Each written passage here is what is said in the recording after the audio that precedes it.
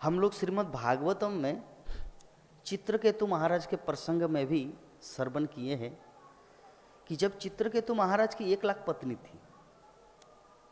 1,00,000। भगवान कृष्ण का कितना? 16,108। और चित्रकेतु महाराज का 1,00,000 पत्नी। तो 1,00,000 पत्नी वो क्यों इतना विवाह किया था? क्या वो विषय वासना या कामासक्त व्यक्ति थे? नहीं। वो इतना सारा शादी इसलिए किया कि पहले जिस लड़की से शादी किए कुछ संतान हुआ नहीं, कुछ बच्चा जन्म नहीं लिया, फिर दूसरा किया उससे भी कुछ नहीं हुआ। ऐसे करते करते करते करते इतने 1,00,000 स्त्री मतलब उनकी पत्नी रही, लेकिन किसी के भी गर्भ में संतान का कोई संभावना नहीं हुआ। तो बहुत ही दुखद स्थिति में था चित्रकेतु महाराज, बहुत ही चिंतामग्न अवस्था में थे। तो एक दिन कौन सा ऋषि आया था? अंगिरा ऋषि। तो अंगिरा ऋषि घूमते घूमते चित्रकेतु राजा के महल में आया।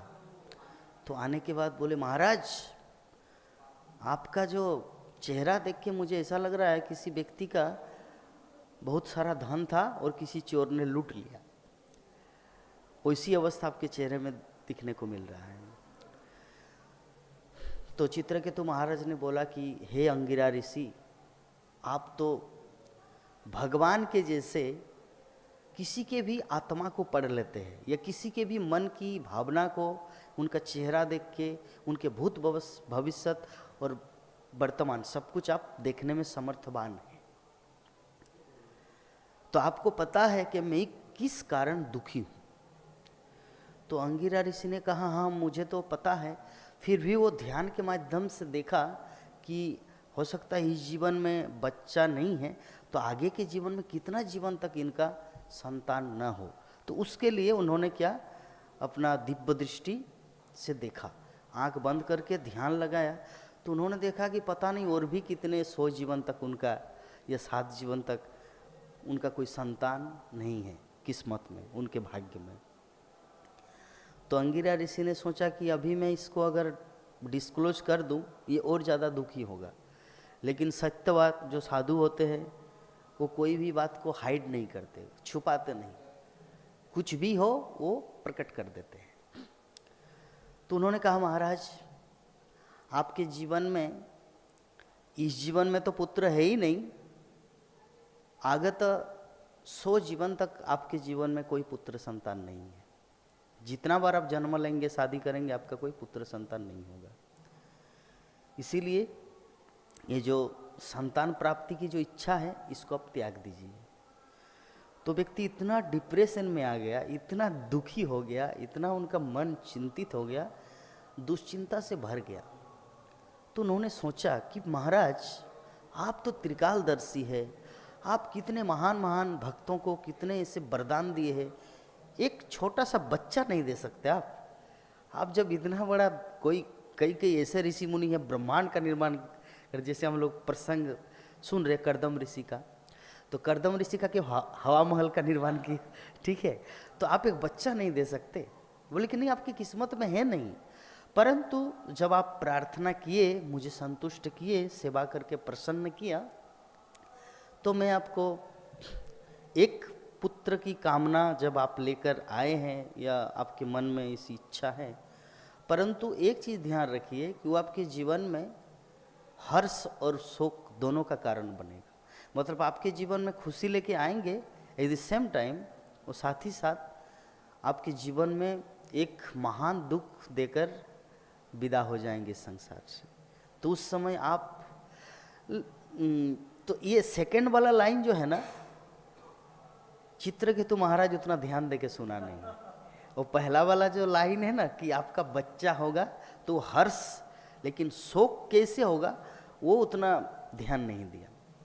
उनको लगा शोक का मतलब हो सकता बच्चा नटखट बंदरगिरी करेंगे या बात नहीं सुनेंगे, मैं बोलूँगा स्कूल जाने के लिए वो स्कूल नहीं जाएंगे, ये विभिन्न तरह से नटखटपन करेंगे जिसके कारण दुखी करेगा। तो ये तो साधारण बात है, ये मैं सह लूँगा। उनको ये नहीं पता कि बच्चा मरेगा, उनको ये नहीं पता कि बच्चा मरेगा। तो एनीवे कुछ भी हो तो उन्होंने अंगिरा ऋषि ने एक फल दिया और फल देकर बोले कि आप अपनी पत्नी को खिलाइए और वो गर्भवती हो जाएगी और अतिशीघ्र आपको पुत्र संतान की प्राप्ति। तो महाराज को ऐसे बोला, तो 1,00,000 पत्नी है, तो 1,00,000 पत्नी में से वो फल को तो टुकड़ा टुकड़ा भी कितना भी टुकड़ा करे सभी तो नहीं ले सकते क्योंकि एक फल है। तो उनमें से जो सबसे प्रिय पत्नी, उनके 1,00,000 पत्नियों में से जो सबसे खूबसूरत और चहीदा या नई नवेली दुल्हन, कहने का मतलब रिसेंट जिससे शादी की है, उनको वो फल प्रदान की और बोले चित्रकेतु महाराज, ये आज हमारे जीवन में एक महान संत की कृपा हुई है, तो आप इसको ग्रहण कीजिए, इसको खाइए और देखना कि हमारे जीवन में पुत्र संतान का आगमन होगा। तो उन्होंने उनको दिया, वो फल खाई और गर्भवती हुई। थोड़ा सा धीरे धीरे गर्भवती हुई। 1 साल के बाद, 9 महीने के बाद एक पुत्र संतान को जन्म दिया। तो पुत्र संतान को जन्म दिया तो अभी राजा महाराज इतने भाव विभोर होकर वो जो नई जिससे जन्म हुआ है उनके साथ इतना प्रेम बढ़ गया, इतना अटैचमेंट जितना था उससे कई ज़्यादा। और बाकी जितनी सारी रानी है वो भी महल में झाड़ू देने वाली जैसी जैसे होता है नौकरानी की तरह। मतलब जो पत्नी थे, पहले किसी का जब बच्चा नहीं था, ये नई रानी का बच्चा नहीं, तो एक जैसे कि सभी पत्नी हैं, लेकिन अभी सब झाड़ू देने वाली जैसे हो, मेड सर्वेंट जैसे, और ये महारानी। तो उन लोगों को ये चीज़ सहन नहीं हुआ, जिसके फलस्वरूप प्लान किए, एक काम करते हैं, ये महाराज तो इतना फड़फड़ा रहे हैं, या हम सबको तो नेग्लेक्ट किए, रिजेक्ट किए, तो इसका जड़ है, मूल है कौन? बच्चा। तो जेने के न प्रकार है ना, उस बच्चे को मारना है। बच्चे को अगर मार दे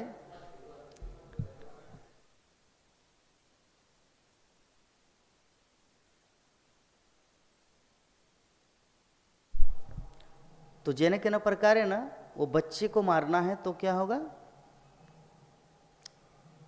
सब न रहेगी बांस, न बजेगी बांसुरी।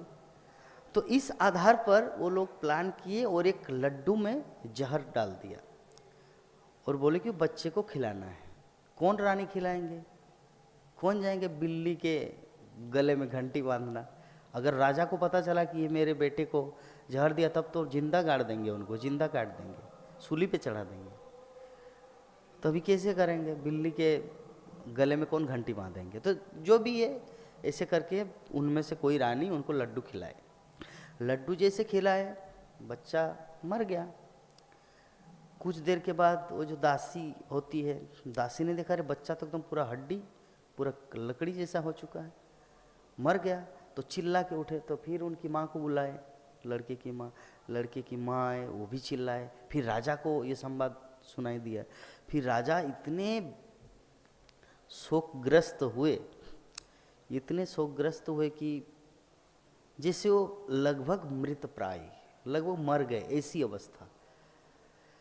तो इसे 2-4 दिन बीता तो अंगिरा ऋषि नारद मुनि के साथ उस महल में पुनः आए। कितना दिन बाद? आफ्टर 1 ईयर, 1 साल बाद। पहले 1 साल पहले वो फल दिया था, गर्भवती हुई, बच्चा हुआ। अभी 1 साल बाद शिष्य का घर में घूमने के लिए आए।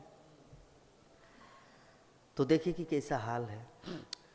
तो जब यहाँ पर आया तो चित्रकेतु महाराज ना कुछ प्रणाम कर पाए, ना दंडवत, मतलब उनका होश ही नहीं है। खैर ऐसे में रेस्पेक्ट दिया, दंडवत प्रणाम भी किया, लेकिन जिस अनुसार करना चाहिए उस तरह का रेस्पेक्ट नहीं दे पाया, क्योंकि उनका मति गति अच्छा नहीं था। तो नारद मुनि को भी पता है क्या घटना घटे हैं, और अंगिरा ऋषि को भी ये चीज़ पता है।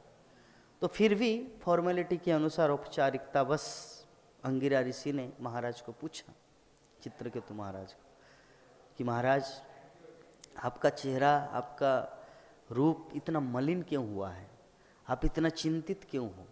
आपको तो इतना पहले में कभी दुखी नहीं देखा था।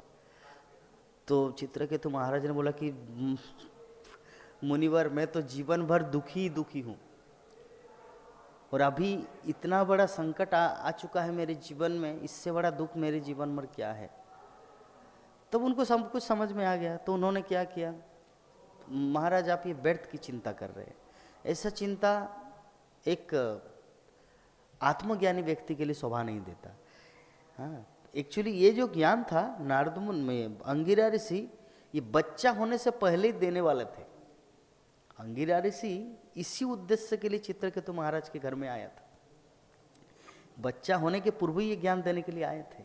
लेकिन उस समय वो जो बेटा होगा, बेटा होगा, बच्चा होगा, मेरा घर में संतान आएगा, क्योंकि 1 लाख रानी से शादी करके कुछ भी नहीं हुआ, तो शायद उसी में इतना मन उनका लगा, अटैचमेंट था कि आत्मज्ञान की बात तो उनके लिए सेकेंडरी बन गया, जिसके कारण अंगिरा ऋषि उस समय ज्ञान नहीं दिया।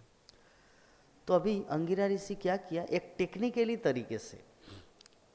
टेक्निकली तरीके से उसको समझाना था, क्योंकि वो डायरेक्ट अगर वो उनको नॉलेज देंगे तो उनको दिमाग में घुसेगा नहीं। तो उन्होंने क्या किया, बोले कि कहाँ है आपका बच्चा, और किसके लिए आप इतना शोक संतप्त हो, किसके लिए आप इतना चिंतित हो।